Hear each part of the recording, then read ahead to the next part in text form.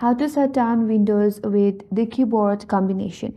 Hi everyone, this is Kate and welcome back to another video, and on today's tutorial we will see how to shut down your Windows with the keyboard combination. So in this video I will show two different methods. So first one, what you have to do is simply press your Windows key and the X key in your keyboard.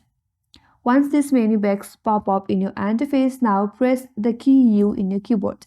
Now, with the down arrow, you can go to the shutdown and then again press U in your device, and with that, your Windows will get shut down.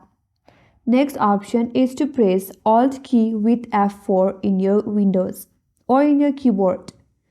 So once you have this pop-up box in your interface, now again using the down key in your keyboard, keep on pressing the down key until you have shutdown option in this box.